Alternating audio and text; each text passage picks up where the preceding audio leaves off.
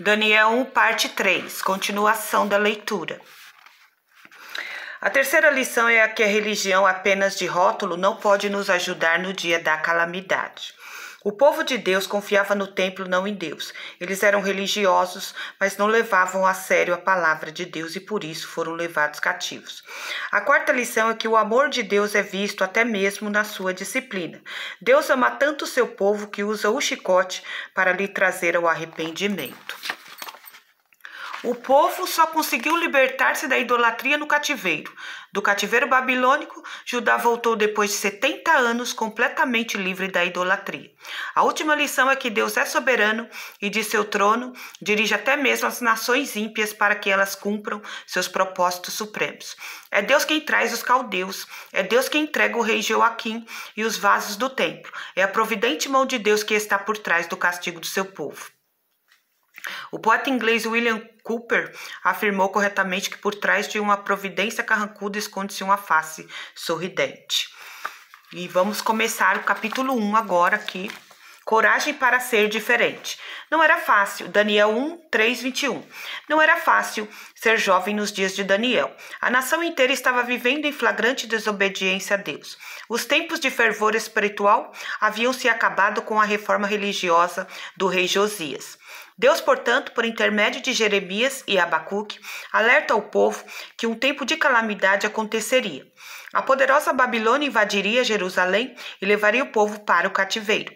Em 606 a.C., Nabucodonosor cercou Jerusalém e saqueou o templo e levou todos os seus tesouros para a Babilônia. Levou também as pessoas ricas, jovens e bem dotadas, deixando os demais para trás. Estabeleceu Zedequias no governo, mas este se rebelou contra a Babilônia. Então Nabucodonosor cercou a cidade até que a fome vencesse o povo dentro de suas muralhas. Depois invadiu a cidade, incendiou o templo, quebrou os muros, forçou as jovens, matou os jovens, levou o povo para o cativeiro. A Babilônia era o maior império do mundo, era a senhora do universo. Nesse contexto de apostasia, mundanismo, infidelidade, desobediência, guerra e ameaça de uma invasão internacional é que Daniel cresceu. Foi nesse tempo dramático que ele viveu sua infância e adolescência. Seria ele produto do meio? Seria ele um a mais a empenhar-se nas sombras espessas do pecado? Como ser um jovem fiel a Deus num tempo assim? Daniel, um jovem fiel a Deus apesar de um passado de dor. A vida de Daniel é um farol a ensinar-nos o caminho certo no meio da escuridão do relativismo.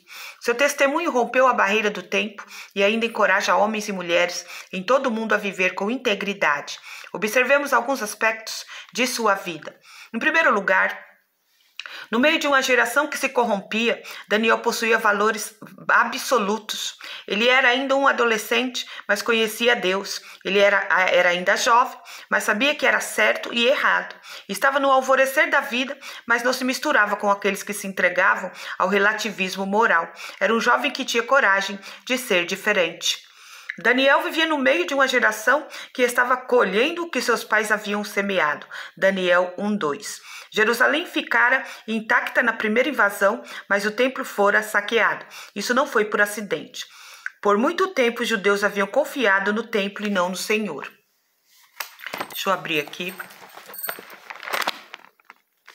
Então, vamos ler aqui Daniel 1. Depois nós vamos continuar de onde nós paramos.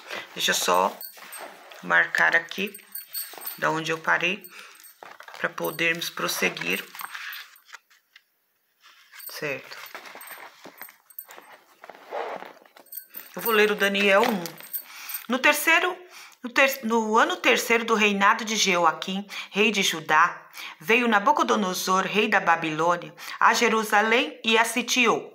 E o Senhor entregou nas suas mãos a Jeoaquim, rei de Judá, e uma parte dos utensílios da casa de Deus, e ele os levou para a terra de Sinar, para a casa do seu Deus, e pôs os utensílios na casa do tesouro do seu Deus. E disse o rei a Aspenaz, chefe dos seus eunucos, que trouxessem alguns dos filhos de Israel e da linhagem real e dos nobres, jovens em que não houvesse defeito algum, formosos de aparência transparência, instruídos em toda sabedoria, sábios em ciência, entendidos no conhecimento e que tivessem habilidade para viverem no palácio do rei, a fim de que fossem ensinados nas letras e na língua dos caldeus. E o rei lhes determinou a ração de cada dia da porção do manjar do rei e do vinho que ele bebia, e que assim fossem criados por 3 anos, para que no fim deles pudessem estar diante do rei. Entre eles se achavam dos filhos de Judá, Daniel, Ananias, Misael e Azarias. E o chefe dos eunucos lhe pôs outros nomes, a saber, a Daniel pôs o de Beltesazar, de Ananias o de Sadraque, e a Misael o de Mesaque, e a Azarias o de Abdenego.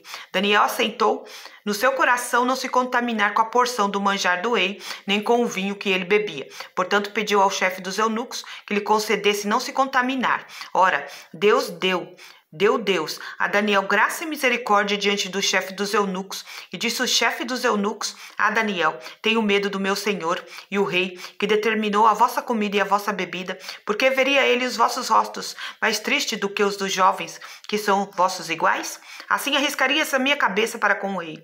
Então disse Daniel ao despenseiro, a quem o chefe dos eunucos havia constituído, sobre Daniel, Ananias, Misael e Azarias: experimenta, peço-te aos teus servos, 10 dias fazendo que se nos deem legumes a comer e água a beber. Então se veja diante de ti a nossa aparência e a aparência dos jovens que comem a porção do manjar do rei, e conforme vires te haja com os teus servos. Ele conveio nisso, experimentou 10 dias. Você pode ler até o final do capítulo 1. Vamos dar prosseguimento aqui, né? Pra gente já encerrar, já que eu vou ler outro livro. Outra parte. Então, Daniel vivia no meio de uma geração que estava colhendo o que seus pais haviam semeado. Daniel 1:2. Jerusalém ficou intacta na primeira invasão, mas o templo foi saqueado e não foi por acidente. Por muito tempo os judeus haviam confiado no templo e não no Senhor. Jeremias 7:7. Achavam que enquanto tivesse o templo estariam a salvo, mas o templo não o salvou. Uma religião sem vida não nos salvará. Confiar no templo não era um substituto para o arrependimento. Deus reina, quer seu templo exista, quer não. A invasão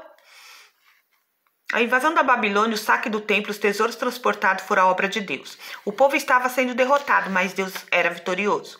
Em segundo lugar, no meio das tragédias terríveis, Daniel não deixa seu coração se azedar. Ele teve muitas perdas. Perdeu sua nacionalidade, sua bandeira, foi arrancado da sua pátria e do seu lar.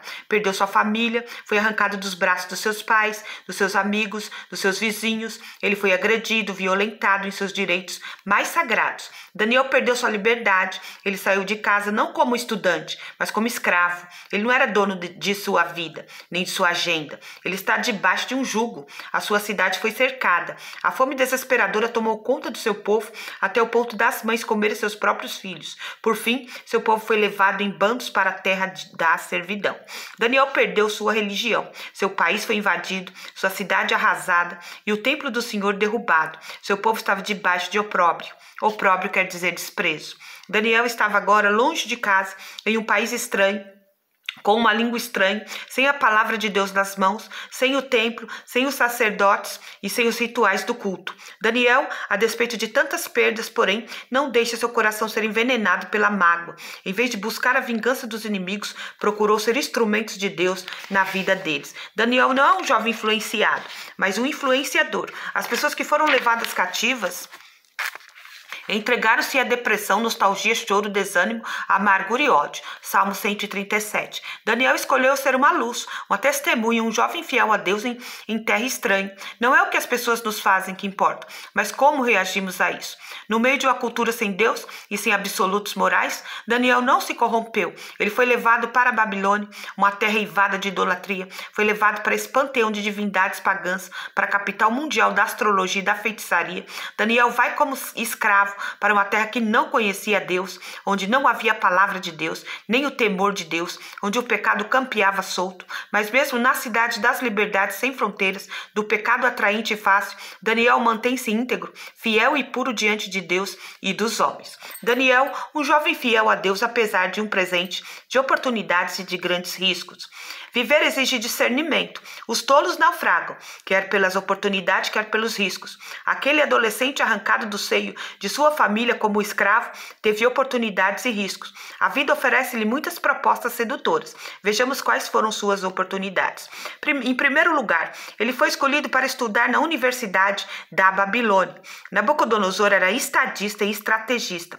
Ao mesmo tempo em que seus exércitos eram devastadores, queimando casas, cidades, demolindo palácios e templos, ao mesmo tempo em que assassinavam e saqueavam e carregavam manadas para a Babilônia, também criam uma universidade para formar jovens cativos que pudessem amar a Babilônia e se tornar divulgadores de sua cultura. O método de Nabucodonosor era deportar a nobreza de cada nação conquistada e integrá-la no serviço público da Babilônia. Eles mesmos governariam sobre os demais súditos conquistados. Assim, aqueles que se rebelassem teriam de fazê-lo contra seu próprio povo, talvez contra seus próprios filhos. O vestibular era composto de 3 exames: qualidades sociais, linhagem real e dos nobres, qualidades físicas e morais, jovens sem nenhum defeito e de boa aparência. 3. E qualidades intelectuais, instruído em toda a sabedoria, doutos em ciências, versados no conhecimento e competentes para assistir no palácio. Os aprovados deveriam andar pelos corredores do poder. Em segundo lugar, ele recebeu promessa de emprego de sucesso profissional.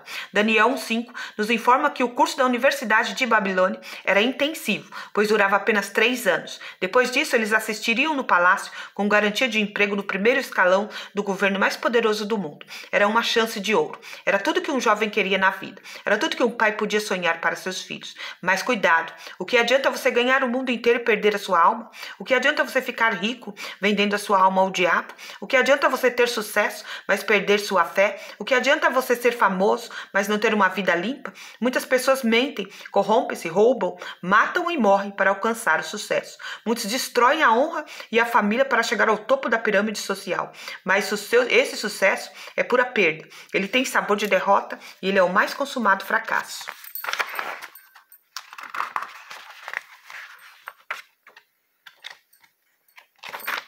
É o discernimento que nos dá percepção para saber quando uma aparente oportunidade esconde atrás de sua sedução um grande risco. Daniel viu com clareza alguns riscos. O maior de todos os perigos era o risco da aculturação. Daniel teve de se acautelar acerca de 4 perigos. O primeiro perigo foram as iguarias do mundo. Os